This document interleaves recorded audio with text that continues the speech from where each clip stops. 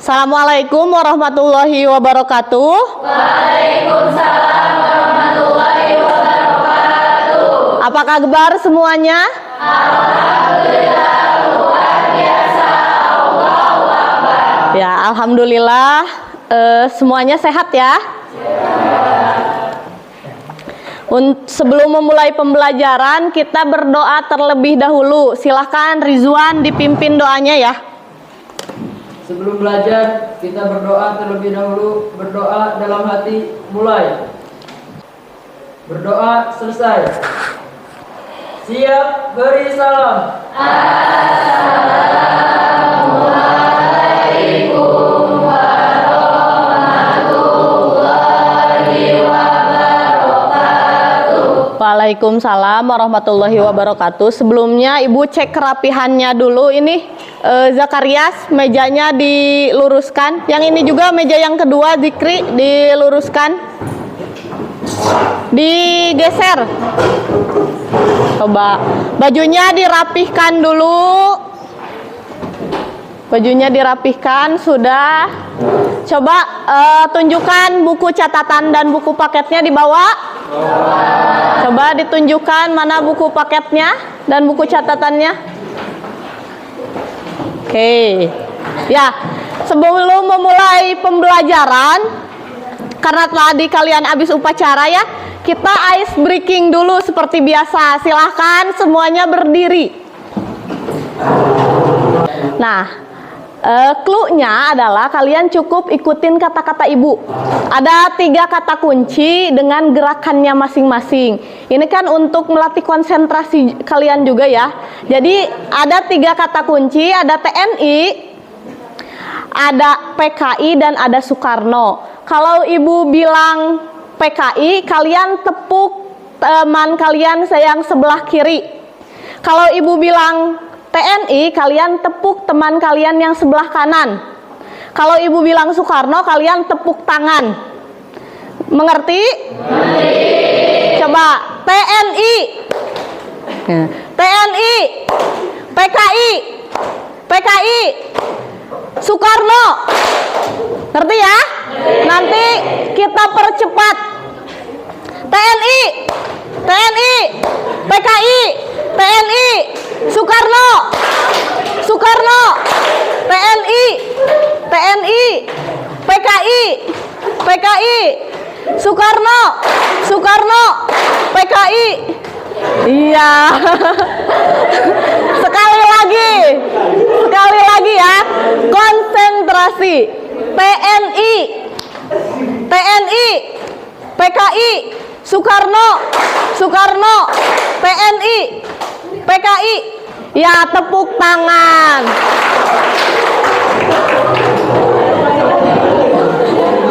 Nanti ice breaking ini akan ada hubungannya dengan materi yang akan kita bahas. Nah, sebelumnya, di minggu sebelumnya kita sudah membahas tentang sejarah demokrasi liberal. Coba ada yang bisa menjelaskan bedanya kabinet apa saja yang ada di demokrasi liberal? Ya, Sawa? Ada 7. Ya. Kabinet Natsir, Kabinet Sukiman, Kabinet Wilopo, Kabinet Ali Sastra 1, Kabinet Burhanuddin, Kabinet Ali Sastra 2, dan Kabinet Juanda. Iya, benar ya tadi yang dikemukakan oleh Sawa. Jadi dalam demokrasi liberal yang telah kita bahas itu ada 7 kabinet yang pernah berkuasa, mulai dari Kabinet Natsir, yang kedua Sukiman, yang ketiga Wilopo, Ali Sastro Amijoyo 1, terus ada Burhanuddin Harahap, Ali Sastro Amijoyo 2, dan yang terakhir adalah Kabinet Juanda atau kita kenal dengan Zakon Kabinet. Nah, hari ini kita akan membahas lanjutan dari demokrasi liberal, yaitu demokrasi terpimpin. Nah, ini tujuan pembelajarannya. Setelah mengikuti proses pembelajaran melalui model problem based learning, peserta didik dapat menganalisis dan menalar informasi tentang kehidupan politik bangsa Indonesia pada masa demokrasi terpimpin serta menyajikannya dalam presentasi dengan penuh tanggung jawab, disiplin selama proses pembelajaran juga kalian harus bersikap jujur, percaya diri, berpikir kritis, proaktif, serta mampu berkomunikasi dan bekerja sama dengan baik.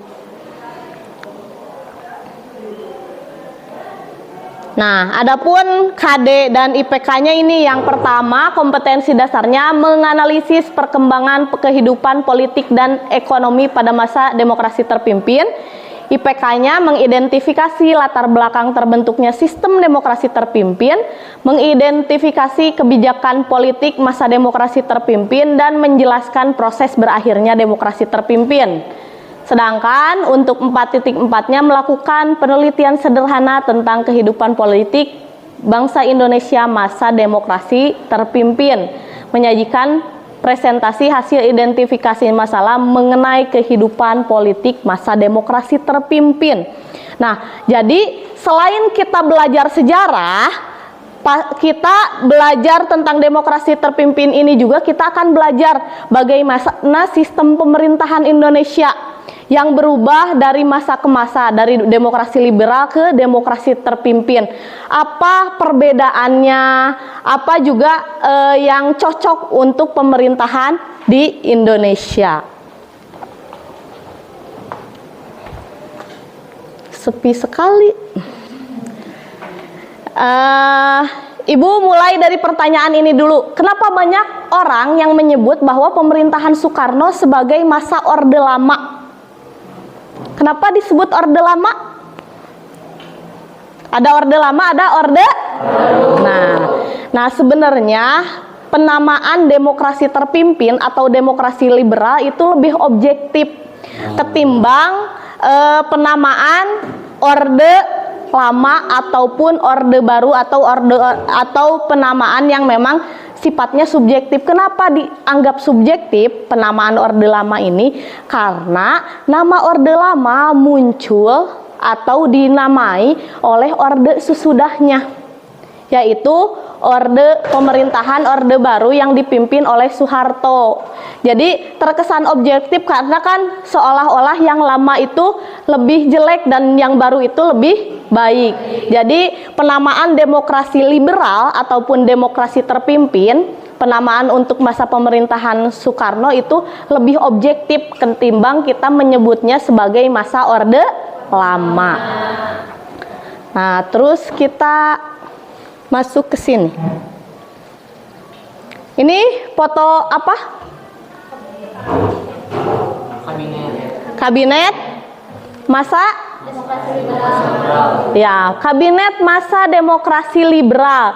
Itu kan ada 7 ya, seperti yang tadi disampaikan oleh Salwa. Tapi karena alinya 2 kali, jadi di sini foto alinya hanya ditampilkan 1 kali. Dan ini yang mengawali demokrasi terpimpin. Sekarang Ibu tanya, apa yang membedakan sistem pemerintahan demokrasi terpimpin dengan demokrasi liberal? Ya, Indra? Kalau demokrasi liberal, presiden hanya sebagai pemimpin negara. Kalau demokrasi terpimpin, presiden sebagai kepala negara dan pemerintah. Iya, benar yang dikatakan oleh Indra. Bagus ya, Indra. Jadi bedanya demokrasi liberal dan demokrasi terpimpin itu ada pada sistem pemerintahannya. Kalau demokrasi liberal, presiden hanya sebagai kepala negara. Sedangkan demokrasi terpimpin, presiden sebagai kepala negara dan kepala pemerintahan. Nah, ini yang mengawali demokrasi terpimpin, yaitu dekret presiden tanggal berapa? Dekret presiden 5 Juli 59. Jadi tanda dimulainya demokrasi terpimpin ketika dikeluarkan dekret presiden. Jadi dekret presiden teh apa? Sebenarnya dari tahun 1956 sampai 1957 pas masih demokrasi liberal. Nah, Presiden Soekarno udah tidak sepaham dengan demokrasi liberal. Karena apa? Karena kata Soekarno, demokrasi liberal ini sebenarnya produk impor dari barat. Sedangkan sistem pemerintahan Indonesia harusnya yang berasal dari akar Indonesia sendiri. Nah, makanya Soekarno menganggap kalau demokrasi terpimpin ini manifestasi dari Pancasila sila keempat. Apa bunyi Pancasila sila keempat?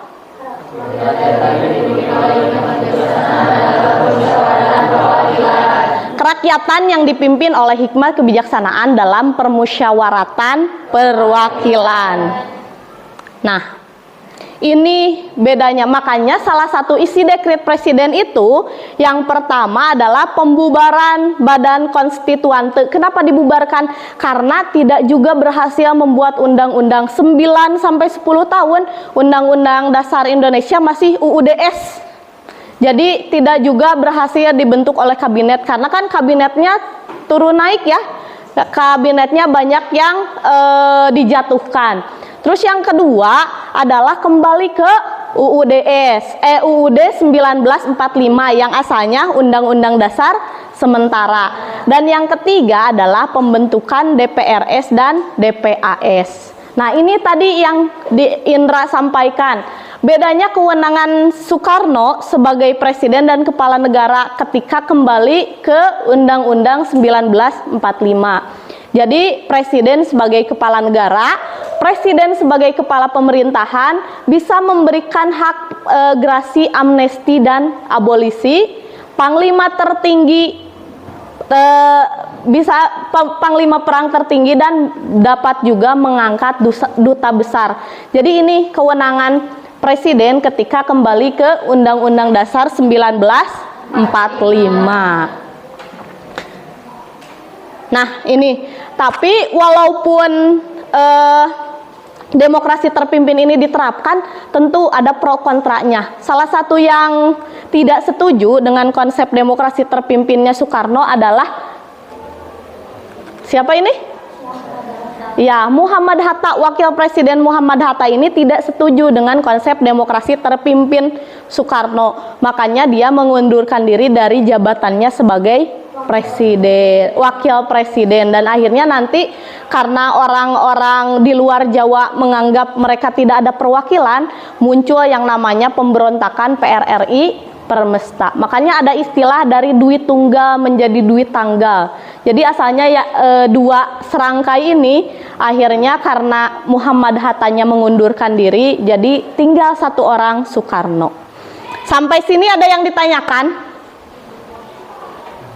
Sampai sini ada yang ditanyakan?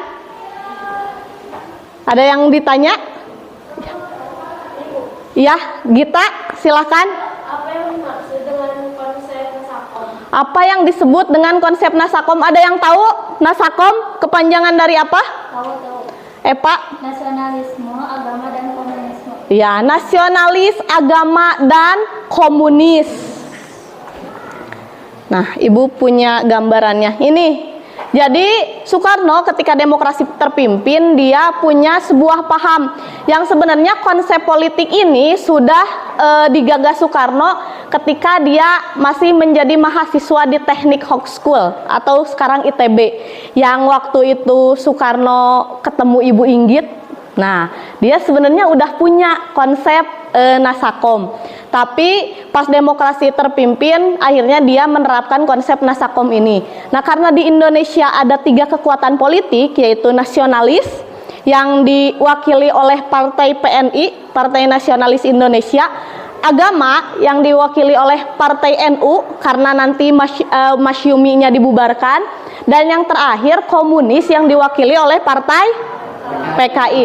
Nah, Soekarno merasa kalau kekuatan-kekuatan politik ini bisa disatukan, bisa hidup berdampingan dalam politik Indonesia. Makanya dia membuat yang namanya konsep Nasakom, nasionalis, agama, dan komunis. Bu, kenapa masih ada PKI? Ingat, sebelum terjadi peristiwa G30S, itu PKI masih menjadi partai yang legal di Indonesia. Gitu ya, Gita? Ada yang ditanyakan lagi? Kalau tidak, kita masuk ke sini dulu ya. Nah, ini peta politik demokrasi terpimpin. Tadi kan kenapa ketika ice breaking, ketika Ibu menyampaikan TNI, kalian tepuk pundak kanan. Terus ketika Ibu ngomong PKI, kalian tepuk pundak yang kiri. Dan ketika ibu ngomong Soekarno, kalian tepuk tangan. Nah, ini peta politik demokrasi terpimpin. Ada TNI AD sebelah kanan, ada PKI sebelah kiri, dan Soekarno. TNI ini sangat mendukung kembalinya Indonesia ke Undang-Undang Dasar 1945. Kenapa? Karena di demokrasi liberal, TNI ini tidak punya kekuasaan lebih dari hanya tinggal di barak. Nah, tapi kalau kembali ke Undang-Undang Dasar 1945, mereka punya kewenangan di segala aspek termasuk ke bidang politik. Sebelah kiri ada PKI yang selalu mendukung, termasuk mendukung konsep Nasakom yang digagas Soekarno. Dan sebagai kekuatan penyeimbangnya ini ada Soekarno. Jadi TNI dan PKI ini bersaing. Dan Soekarno itu bertindak sebagai wasitnya. Nah, pas masa pemerintahan Soekarno juga ada yang disebut Trikora, Trikomando Rakyat. Kalian masih ingat konferensi meja bundar? Ya, dalam konferensi meja bundar ini salah satu isinya adalah Indonesia diakui kemerdekaannya tapi tidak untuk wilayah Irian Barat. Jadi setelah ada, ternyata baru nanti masalah Irian Barat baru diselesaikan setahun kemudian. Tapi ternyata setelah setahun kemudian, bahkan sampai tahun 60-an, nggak ada juga penyelesaian. Makanya Soekarno mengeluarkan Trikora, 3 Komando Rakyat, yang nanti ditindaklanjuti dengan Operasi Mandala yang dipimpin oleh Soeharto. Nah, dan di operasi ini karena memang dipercayakan pada TNI AD, operasi ini berjalan dengan lancar sampai nanti ada intervensi Amerika, dan akhirnya konflik Indonesia Belanda diselesaikan lewat PAPERA, penentuan pendapat rakyat. Akhirnya Irian Barat kembali ke tangan Indonesia. Ada yang ditanyakan lagi? Ya, Fadia? Apa bedanya Trikora sama Tritura? Trikora dengan Tritura. Nah, kalau Tritura ini justru kaitannya dengan akhir masa pemerintahan demokrasi terpimpin. Jadi nanti kan ada pergolakan ya di akhir kepemimpinan Soekarno. Soekarno sakit, ditambah lagi nanti ada apa ya? Ada konflik antara PKI dan tentara yang semakin meruncing. Nah, waktu itu kan terjadi peristiwa G30S, tapi ternyata Soekarno seolah-olah tidak mau membubarkan PKI, malah selalu membela PKI. Bahkan Soekarno kan dikatakan ini mah hanya riak kecil dalam revolusi, padahal terjadi pembunuhan 6 jenderal dan 1 perwira tinggi. Nah, karena hal itu akhirnya terjadi 3 tuntutan rakyat yang dikenal dengan Tritura, yang akhirnya nanti akan juga menjatuhkan Soekarno dari pimpinan sebagai presiden. Itu jadi beda, ada Trikora, ada Tritura. Mengerti ya? Ada lagi yang ditanyakan? Ada lagi yang ditanyakan? Iya, Dikri. Kenapa muncul istilah ganyang Malaysia? Kenapa muncul istilah ganyang Malaysia? Nah, sebenarnya sebelum Tritura itu ada yang namanya Dwi Kora. Jadi Malaysia sama negara Singapura, Brunei dan negara sekitarnya, mereka ingin membuat yang namanya Federasi Malaysia atau Federasi Malaya. Nah, Soekarno nggak mau. Soalnya di sini itu dianggap sebagai bentuk neokolonialisme dan imperialisme. Makanya dibentuk yang namanya Dwi Kora atau Dwi Komando Rakyat. Diserahkannya pada TNI AU. Nah, tapi berbeda dengan Trikora, Dwi Kora justru malah gagal. Dan akhirnya tadi terjadi konflik antara PKI sama TNI, malah semakin merebak, Soekarno-nya melemah, akhirnya malah muncul 3 tuntutan rakyat. dan pemerintahan Soekarno harus berakhir. Ada lagi yang ditanyakan sampai sini? Tidak? Nah, kalau tidak ada, silahkan kalian duduk berkelompok. Ada beberapa permasalahan yang harus kalian selesaikan.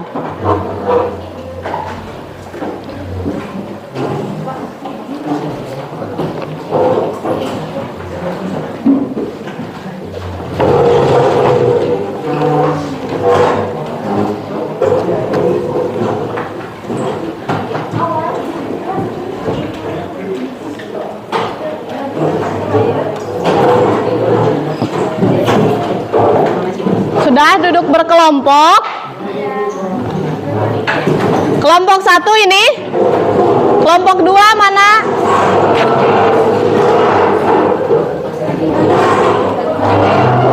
Dikerjakan masalah-masalahnya. Nanti silahkan presentasi. Untuk kelompok 1 biar waktunya efektif, yang dipresentasiinnya nomor masalah yang pertama.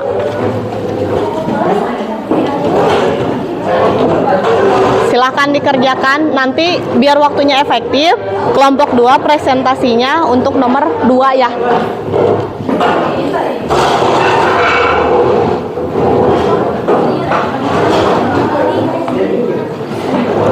Silakan dipresentasikan, nanti masalah-masalahnya dikerjakan biar efektif. Kelompok 3 nanti presentasinya yang masalah ke-3. Mana kelompok 4? Ini biar efektif, nanti kalian tetap tiap masalahnya tetap dikerjakan, tapi yang dipresentasikan yang masalah ke-4. Iya. Oke, sok perhatikan dulu LKPD-nya udah ya, duduk semua. Ya. Ya, coba perhatikan dulu ke sini. Silakan nanti seperti biasa ya, beri nama anggota kelompok dan kerjakan setiap masalahnya. Agar efektif, agar efektif nanti tiap kelompok presentasi sesuai nomor kelompoknya. Jadi kelompok 1 presentasinya masalah yang pertama dan begitu pun seterusnya. Anggota kelompok yang tidak presentasi seperti biasa memberikan semangat kepada anggota kelompoknya yang lain ya. Terus jangan lupa juga sertakan sumber belajar yang kalian gunakan. Mengerti? Ada yang ditanyakan?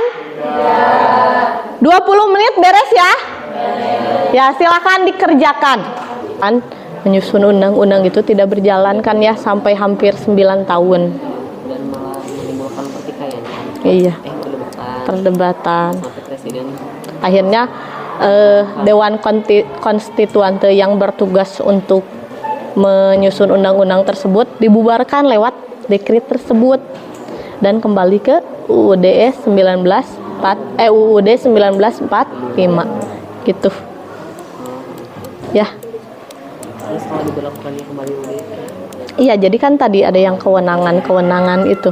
Yang jadi presiden tidak hanya kepala negara tapi juga kepala pemerintahan. Ya. Udah. Kelompok 2 ada yang ditanyakan? Untuk pas presentasinya ditampilin ini. Gak usah. Nanti pas presentasi Eva cukup menyebutkan aja.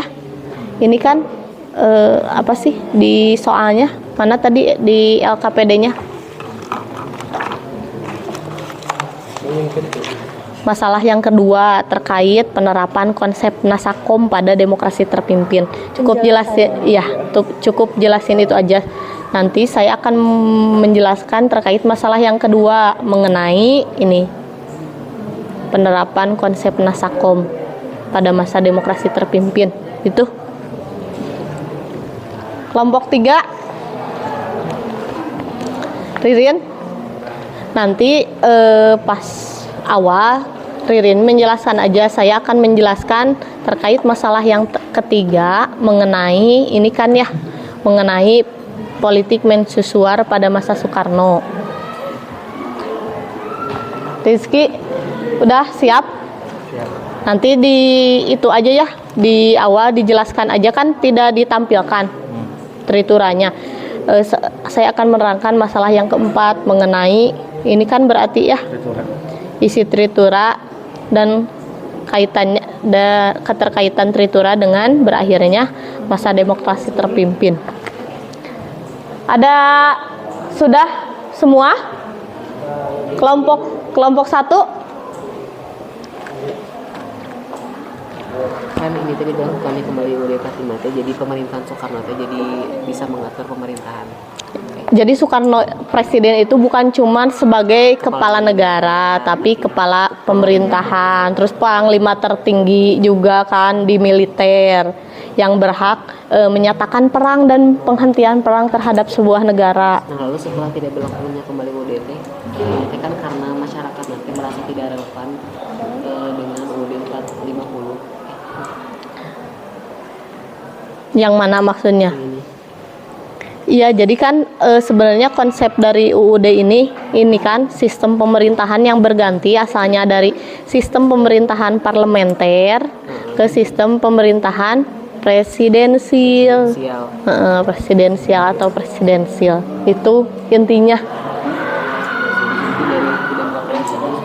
Menginginkan Presiden Soekarno dari pemerintahan parlementer menjadi pemerintahan presidensial. Iya, kembali lagi ke presidensial. Salah satu isi dari undang-undang. Lagi kembali seperti dulu gitu. Iya, ke Undang-Undang 1945 yang salah satu isinya itu Terus ini gitu. apa? Ini makan deh.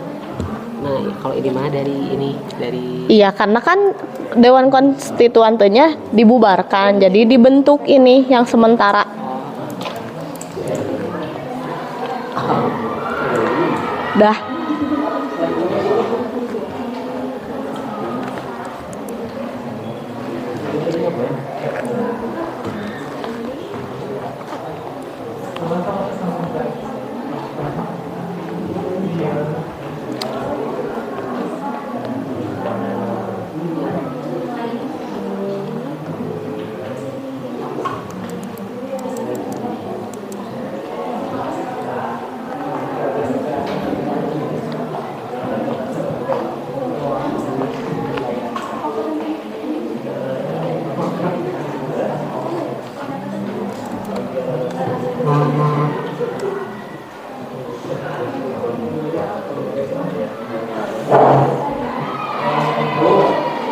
Ya, Demokrasi terpimpin itu bisa disebut dengan masa Orde Baru.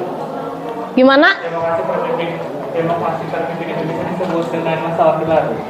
Masa Orde Lama, banyak orang yang menyebut dengan masa Orde Lama, tapi kan seperti tadi Ibu jelaskan penamaannya subjektif kalau disebut Orde Lama. Kalau Orde Baru kan masa pemerintahan pada masa Soeharto. Berarti ini menjelaskan tentang subjektif itu adalah kalau Mana? ini, nah dengan demokrasi terpimpin adalah demokrasi terpimpin itu disebutnya ini masa Orde. Hubungan tritura dengan hubung dimulainya. Iya kan dimulainya Orde Baru karena tritura itu kan demonstrasi ya, bentuk dari demonstrasi. Nah dengan adanya tritura kan nanti ada Super Semar. Terus udah ada Super Semar juga akhirnya Soeharto kan jadi dapat kedudukan. Nah nanti dimulainya Orde Baru pas masa kepemimpinan Soeharto. Kalau Orde Baru mah itu awal dari masa kepemimpinan Soeharto. Ya.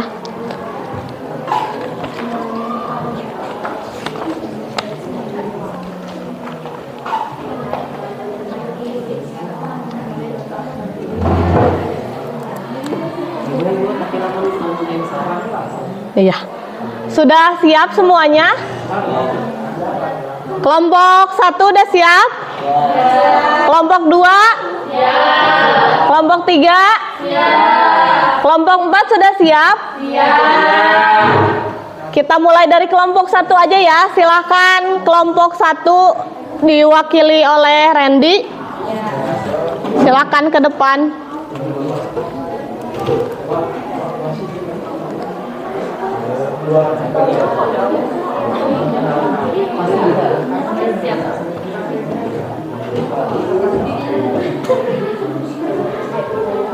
Yang lainnya perhatikan ke depan ya, ke yang presentasi. Kalau ada yang ditanyakan boleh ditanyakan juga. Baik, assalamualaikum warahmatullahi wabarakatuh.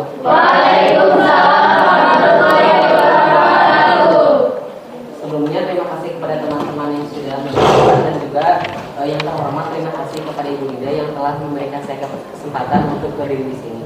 Nah, saya di sini akan saya di sini adalah perwakilan dari kelompok 1. Pasti bisa. Ya, tepuk tangan untuk kelompok 1.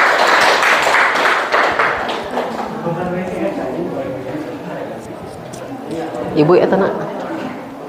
Gambarnya Langsung dijelaskan aja. Masalahnya apa? Tadi kelompok 1 masalahnya tentang Isi DPP presiden. Dijelaskan aja isi DPP presiden.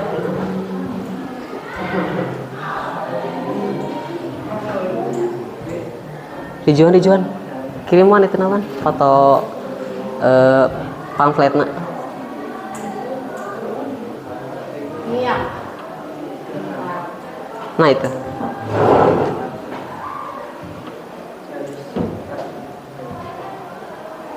Nah, berdirinya saya di sini akan memecahkan masalah tentang isi dekret Presiden 5 Juli 1959. Nah, perlu teman-teman ketahui ada 4 isi dekret Presiden 5 Juli 1959, diantaranya adalah dibubarkannya konstituante, lalu yang kedua diberlakukannya kembali diberlakukannya kembali UUD 1945. Yang ketiga, tidak berlakunya kembali UUD 1950 dan juga dibentuknya MPRS dan DPAS. Nah, untuk masalah pertama tentang dibubarkannya konstituante. Nah, pada saat itu anggota yang bertugas untuk menyusun UUD, mereka itu malah pada saat itu mereka itu malah bekerjanya berleha-leha dan juga tidak memberikan solusi ataupun tidak menyelesaikan tentang perumusan UUD tersebut.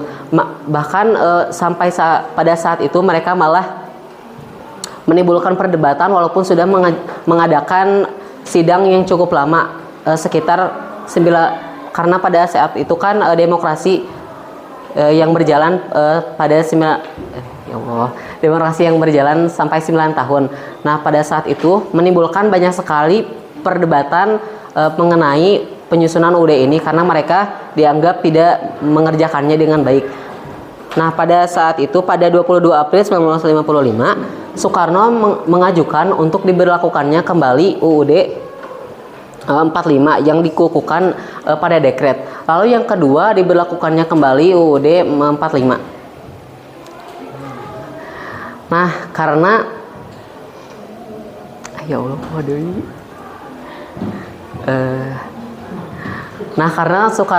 Karena Presiden Soekarno yang merasa tidak relevan tentang pemerintahan parlementer dan juga menginginkan agar pemerintahan Indonesia ini kembali ke pemerintahan presidensial yang dimana presiden tidak hanya menjadi kepala negara tapi juga menjadi kepala pemerintahan.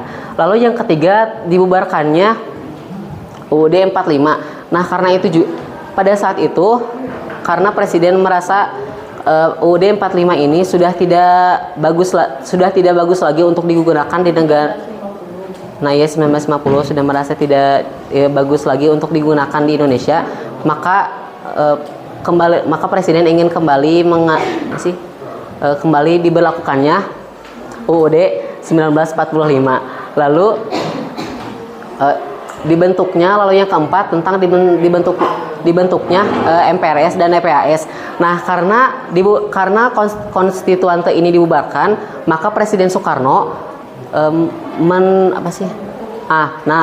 maka Presiden Soekarno membentuk MPRS dan DPAS pada upacara resmi, yaitu kalau tidak salah pada 5 Juli.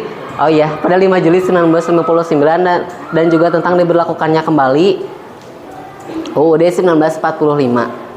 Nah, mungkin itu saja yang dapat saya sampaikan. Mohon maaf atas segala kekurangan. Setelah belajar bersama Bu Nida, pulangnya membeli good time. Terima kasih atas perhatian Anda and see you next time. Assalamualaikum warahmatullahi wabarakatuh. Warahmatullahi wabarakatuh. Ya, silahkan kita lanjutkan kelompok 2 ya. Silahkan Eva ke depan.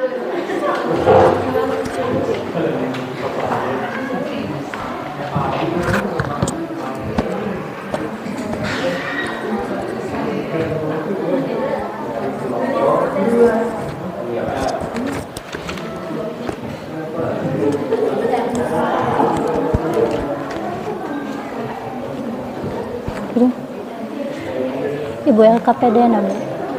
Boleh.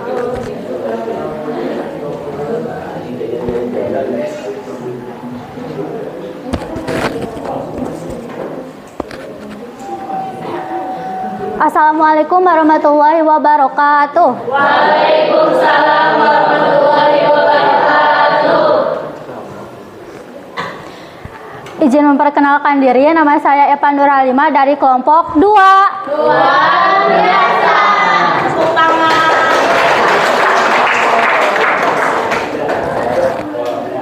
Baik, di sini saya akan menjelaskan permasalahan yang kedua mengenai penerapan konsep Nasakom pada masa demokrasi terpimpin. Nasakom, nasionalisme, agama, dan komunisme mewarnai sejarah pemerintahan Indonesia pada masa demokrasi terpimpin. Nasakom ini dicetuskan oleh Presiden Soekarno. Konsep Nasakom ini kemudian diusulkan oleh Presiden Soekarno pada Februari 1956. Konsep Nasakom ini disebut sebagai 3 pilar utama. Yang pertama, 3 pilar utama, pilar nasionalis, pilar agama, dan pilar komunis. Kemudian pada tahun 1926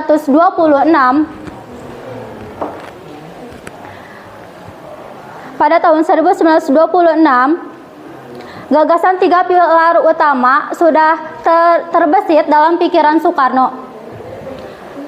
Atau pada tahun yang sama ketika Soekarno mendeklarasikan berdirinya PNI, mengenai embrio Soekarno, mengenai embrio Nasakom, Soekarno menulisnya dalam surat kabar Suluh Indonesia Muda. Dengan jalan yang kurang sempurna, kita mencoba membuktikan bahwa paham nasionalisme, agama, dan komunisme dalam negeri jajahan pada beberapa bagian menutupi satu sama lain. Kemudian yang selanjutnya di sini, pada masa pergerakan nasional dalam pikiran Soekarno ada 3 pilar utama yang dijadikan sebagai pilar utama kekuatan rakyat. Pilar pertama adalah golongan nasionalis yang diwakili oleh Indische Parties atau IP. IP sendiri adalah organisasi pergerakan yang dibentuk pada tahun 1912 oleh 3 serangkai, yakni Cipto Mangunkusumo, Douwe Dekker, dan Suwardi Suryaningrat atau lebih kita kenal Ki Hajar Dewantara. Pilar kedua, golongan Islam yang diwakili oleh umat Islam.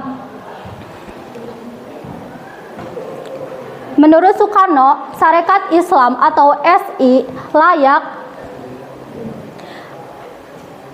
layak menjadi representasi kalangan agama ini.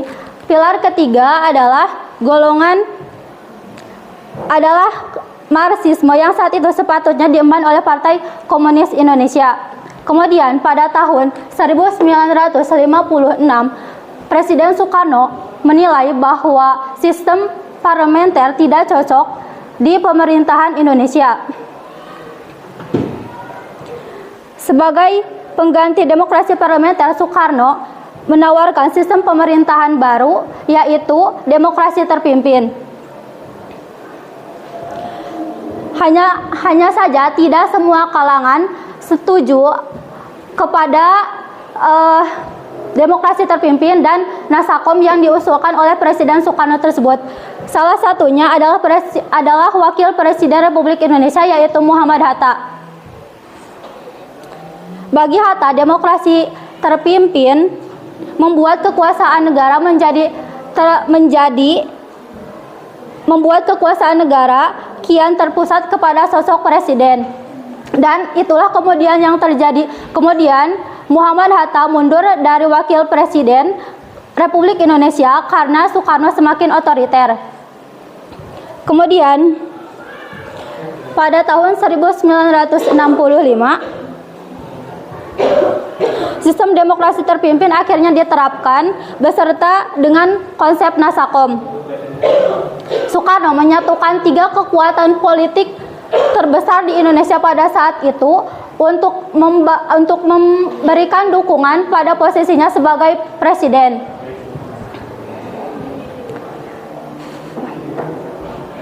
Dalam pidatonya pada peringatan Hari Kemerdekaan Republik Indonesia pada 17 Agustus 1961, Soekarno menegaskan, siapa yang setuju kepada Pancasila harus setuju kepada Nasakom.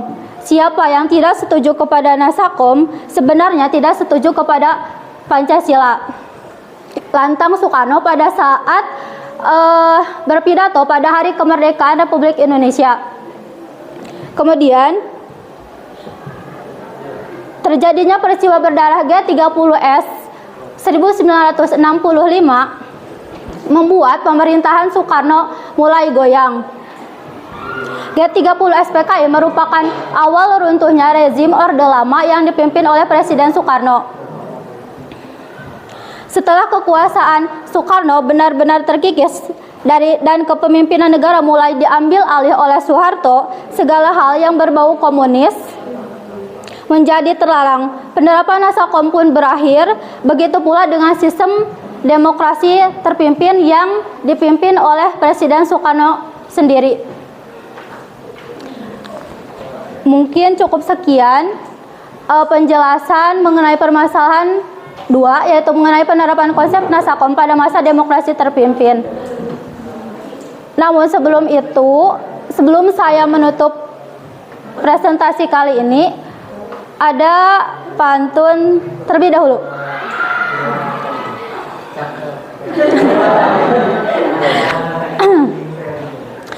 Bolak-balik mencari tali, tali ketemu di atas lemari.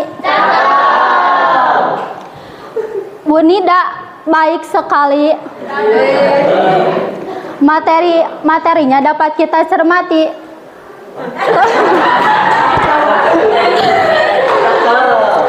Sekian dari saya. Wassalamualaikum warahmatullahi wabarakatuh.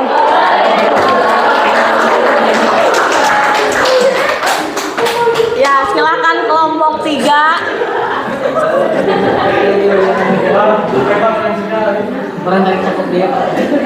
Tidak usah ditampilkan ya, dijelaskan aja sama.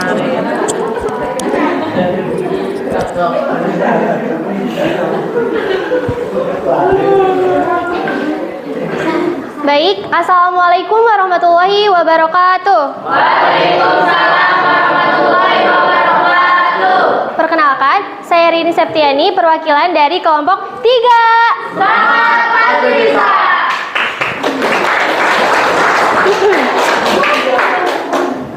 Di sini saya akan membahas mengenai permasalahan ketiga yang dimana Gelora Bung Karno yang menjadi wujud dari adanya politik mercusuar yang digagas oleh Presiden Soekarno pada masa demokrasi terpimpin. Yang akan saya bahas yang pertama mengenai apa sih yang dimaksud dengan politik mercusuar. Politik mercusuar ini merupakan sistem politik yang digagas oleh Soekarno pada masa demokrasi terpimpin, yang dimana ditandainya dengan dilakukannya proyek pembangunan seperti pembangunan monumen, gedung besar, dan juga penyelenggaraan kegiatan internasional. Nah, politik mercusuar ini kemudian dijalankan oleh Presiden Soekarno pada masa demokrasi terpimpin yang bertujuan menjadikan Indonesia sebagai mercusuar yang dapat menerangi jalan bagi kekuatan baru yang sedang tumbuh di dunia. Kemudian, politik mercusuar ini melakukan proyek pembangunan yang besar. atau bisa kita sebut dengan CONEVO, atau kita sebut sekarang seperti Gedung DPR, MPR, Gelora Bung Karno, Hotel Indonesia, Jembatan Semanggi, dan juga lain-lain. Tapi teman-teman, dengan adanya politik mercusuar di Indonesia ini ternyata memberikan dampak bagi Indonesia, yaitu perekonomian Indonesia semakin meningkat. Namun ternyata pendapatan Indonesia yang tidak memadai, sehingga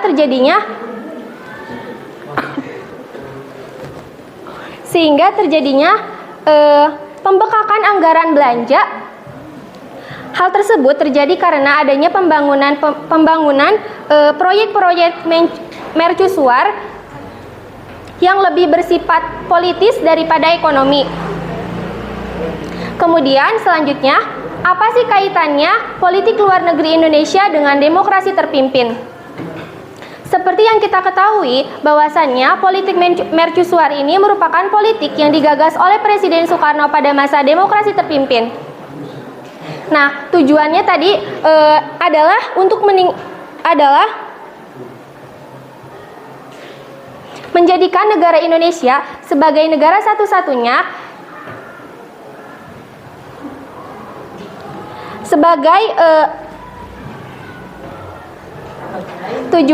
tujuan didirikannya mercusuar ini yaitu menjadikan negara Indonesia sebagai negara mercusuar bagi negara-negara yang sama-sama menentang kapitalisme dan imperialisme. Kemudian, politik mercusuar ini adalah proyek pembangunan ambisius yang dilakukan di Jakarta sebagai pusat pemerintahan internasional. Nah, saat itu terjadi puncak politik luar negeri Indonesia yang dimana dilakukannya proses pembangunan yang ditargetkan selesai cepat karena mengejar rampungnya pembangunan untuk fasilitas dan sarana yang mendukung pelaksanaan pesta olahraga besar-besaran yang bernama GANEVO, yang dimana kegiatan tersebut berlangsung pada tahun 1962 sampai 1967. Cukup sekian yang dapat saya sampaikan.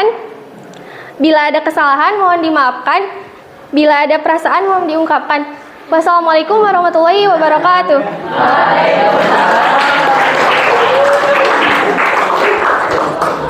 Ya, silakan terakhir kelompok 4 Livia.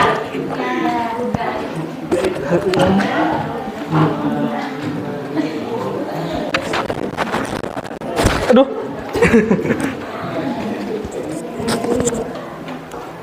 Assalamualaikum warahmatullahi wabarakatuh. Waalaikumsalam warahmatullahi wabarakatuh. Perkenalkan, saya Rizky Kurniawan, perwakilan dari kelompok 4. Semangat, semangat, semangat. Berdirinya saya di sini, saya akan menjelaskan tentang Tritura atau 3 tuntutan rakyat. Yang dimana Tritura ini menjadi bentuk protes terhadap Orde Lama dan menjadi permulaan bergantinya kekuasaan ke masa Orde Baru. Jadi adanya munculnya Tritura ini sebagai bentuk perlawanan rakyat dan mahasiswa melawan kesewenangan Orde Lama yang semakin lama tidak sesuai dengan semangat Pancasila dan NKRI. Nah, di sini ada 3 dalam Tritura tersebut, ada 3 isi dalam Tritura tersebut. Saya akan tuliskan isi Tritura tersebut. Jadi, Jadi yang pertama itu adanya bubarkan.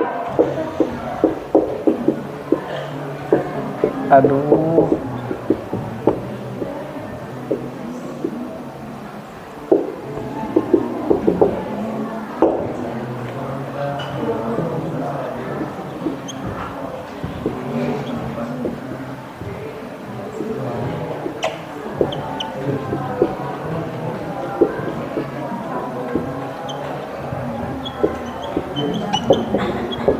Nah, yang pertama itu adalah bubarkan Partai Komunis Indonesia, yang kedua turunkan harga barang, dan yang ketiga retol 100 merenti.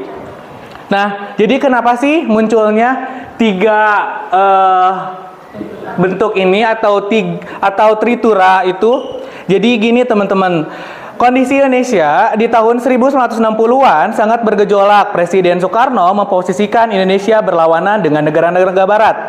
Sikap anti neokolonialisme dan neoimperialisme menyebabkan Indonesia kehilangan dukungan dari luar negeri di bidang politik maupun ekonomi. Nah, di sini kenapa isi surat tersebut tertulis turunkan harga barang? Adanya tulisan tersebut dikarenakan ekonomi di Indonesia sedang anjlok secara drastis dikarenakan tidak adanya dukungan dari luar negeri. Sekian presentasi dari saya perwakilan dari kelompok 4. Jika ada yang ingin bertanya silakan, saya akan memberikan jawaban bukan harapan. Jika ada perasaan, tolong diungkapkan, jangan dipendam sendirian. Wassalamualaikum warahmatullahi wabarakatuh.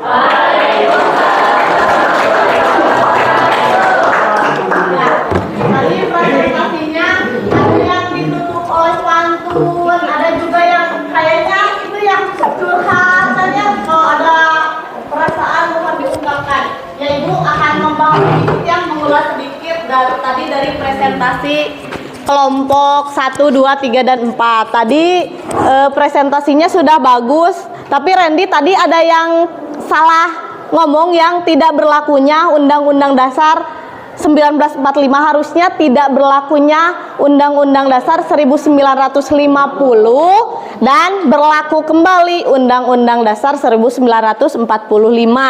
Terus tadi Ibu juga menambahkan, tadi karena golongan agama itu diwakili hanya dari NU aja, kenapa Masyumi-nya tidak ada? Karena Masyumi dan PSI ini adalah dua partai yang dibubarkan pada masa Soekarno karena mereka selalu menentang kebijakan Soekarno, dan yang kedua ada keterlibatan anggotanya dalam pemberontakan PRRI Permesta.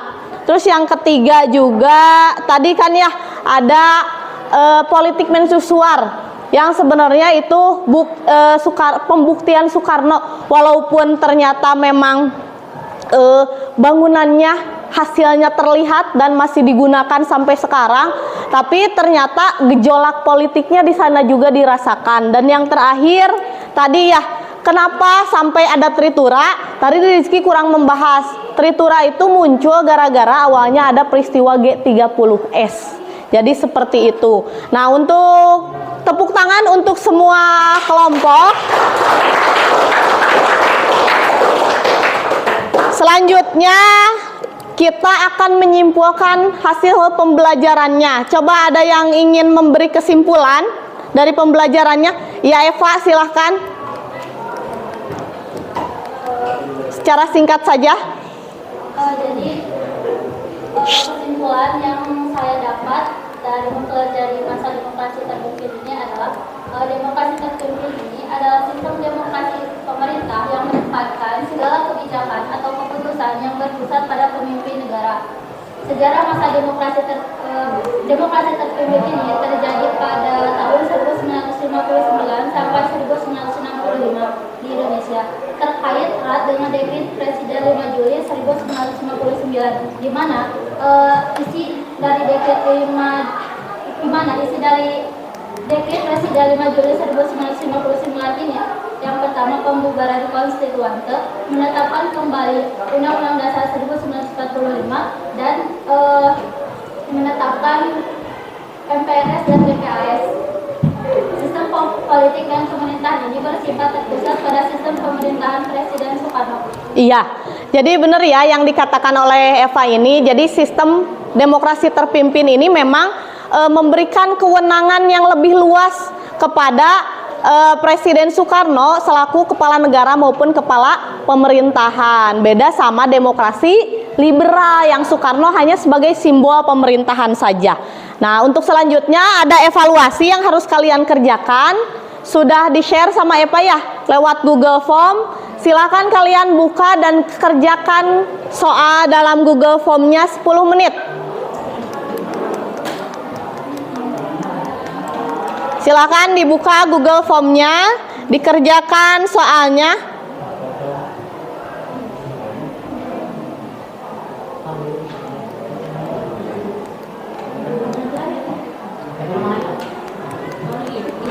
Yang Google Form yang kedua, silahkan dikerjakan.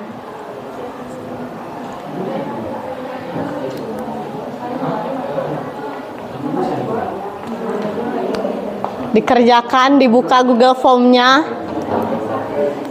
Ada Google Form-nya? Dibuka ya, dikerjakan soalnya yang Google Form. Itu mah kan yang Mentimeter belum. Yang Google Form dulu. Ada soalnya 3 soal kan ya? Silakan dikerjakan.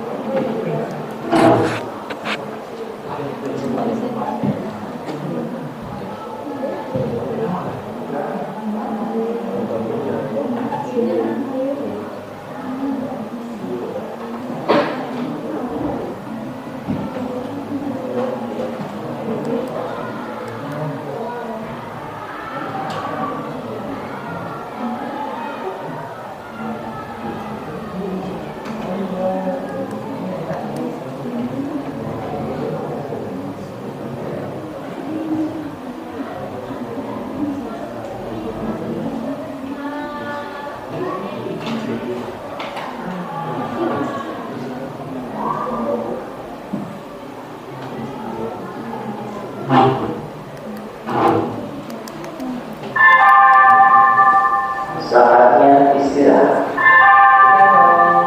It's time to have break.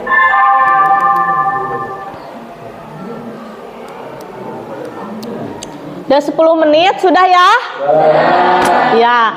Kalau sudah, sekarang kita akan melakukan refleksi pembelajaran. Sudah ada juga kan ya link Mentimeternya. Seperti biasa, silakan kalian tuliskan perasaan kalian ketika sudah belajar. Coba silakan.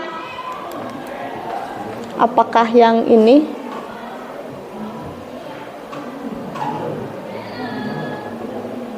Ada yang sudah mengisi?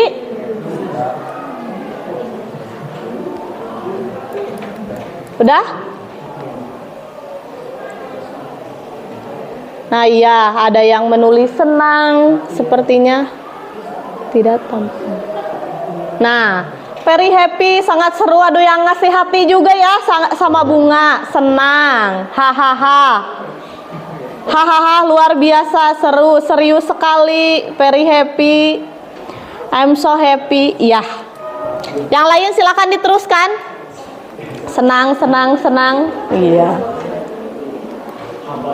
Itu gambar apa? Patung. Bayu ganteng. Itu kayaknya yang ingin mengungkapkan perasaan tadi, Bay.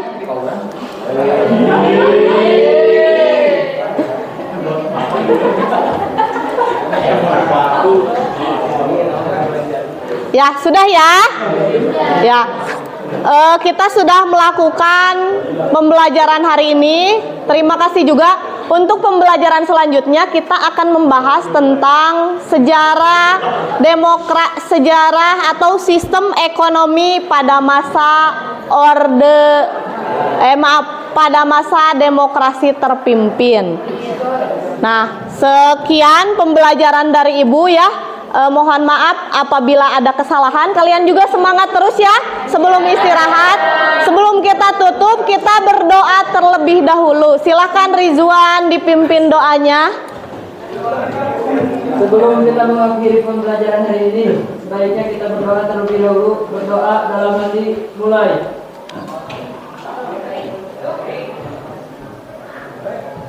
Berdoa selesai. Siap, beri salam. Assalamualaikum warahmatullahi wabarakatuh. Waalaikumsalam warahmatullahi wabarakatuh. Sampai ketemu di pertemuan terakhir ya nanti sebelum kita PAS. Assalamualaikum warahmatullahi wabarakatuh. Ya, tepuk tangan.